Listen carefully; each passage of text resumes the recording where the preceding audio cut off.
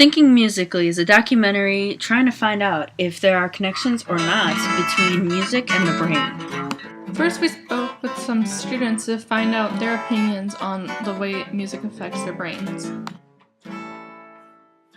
I think music affects everyone by the way it's played, and different styles just affect the different tones and moods of the music. So, well, I think music can affect you a lot, because I know, like, if I'm feeling sad, I'll listen to music and it'll make me happy, or if I listen to like a sad song, it'll make me sad, because like music has this effect on you and affects me in a really positive way. I know oftentimes if I am feeling frustrated or upset with something, I will try and like either play a song on like my viola, or I'll like try and sing it out, and oftentimes it'll help me like feel better.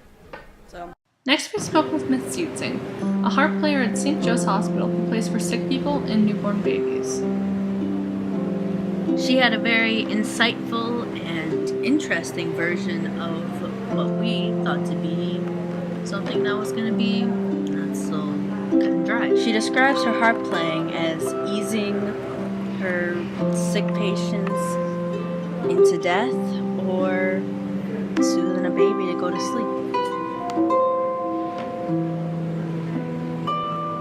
Ms. Yutzing believes that there is a direct correlation between music and the brain. The main instance that made her believe this was she was playing the harp in 3/4 time, for those of you who know what that is. And she was in the neonatal unit, and a baby was wrapped up in blankets, and all you saw was him stick one little arm out and sway along to the music in 3/4 times.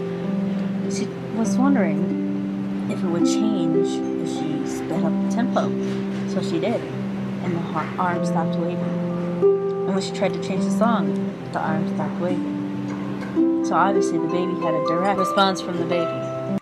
After wrapping up our lovely interview with Mrs. Yutzing, me and Asia traveled to the Milwaukee Center for Independence, where we met with Andrew Neary, a neurological music therapist, and asked his opinion on whether or not babies are affected by music.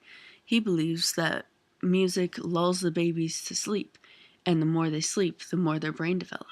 Neary let us use a video of him speaking with his patient Brian, who shows that music can affect the brain in a tremendous way. Hi, my name is Brian Lerman. I'm 34. I suffered a traumatic brain injury, 1999-2000. My name's Andy Neary. I'm a neurologic music therapist, and I've had the privilege of working with him for about 6 months. To the party. We're partying, drinking, and sludged. Her and her oldest big store took me through our window from 15 feet, and I had I met Brian about 6 months ago. no, really? Yeah, no, Old time flies. When we met, I did not understand who you were or what you said or anything for about a week. I improved it. You did, and we did it with tapping. Remember that? Tap foot, tapping hands, Slowing it talk down. slower that way. That's the one. And we've been working on cognitive skills ever since. We've been working on abstract song, Techno-based music. techno-based music, just metal and country. But we've Rock and roll also too, Metallica. yeah, we've worked. Heavy rock. We've been working on our executive function skills, which are things like organization, problem solving, sequencing, abstract thought, translation between abstract and concrete concepts. Techno-based music. Sciencey stuff, but it's this Technological stuff. that makes up our ability to function really well in society on our own. Trying to figure thing out. Arc welding, force two. I'm being rude, drug, all like that. Nice kind of play down piece of guy. Got your brain, your life does go on. And your life's crap, you still improve it. Maybe a little more difficult, I don't know, but you can't do it. Practice makes perfect. Perfect, practice makes perfect.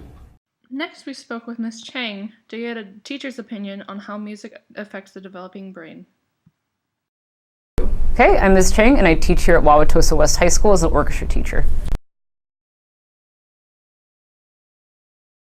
I would say it teaches a lot of different soft skills. It teaches both how to work by yourself really independently, but also how to work with other people, because you adjust constantly to everybody around you. So you're always thinking about what you're hearing and processing that right away too. So it teaches reflection.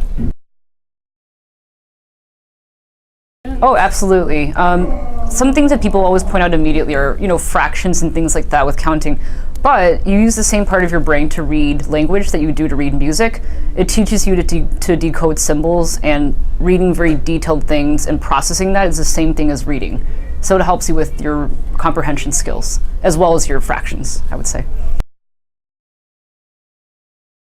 Absolutely. If you're not in a music class and you're not in a sport or anything with that kind of really rigid discipline, then you're not necessarily going to learn it as well. Because in other classes, you don't necessarily have that expectation of, here's this particular piece, you just have to work at whatever level until you get it.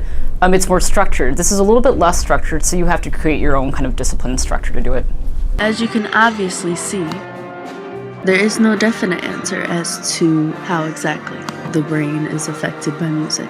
The one thing we can surely say is that music helps us focus, as it shuts out all of the background noise. Thank you all for watching.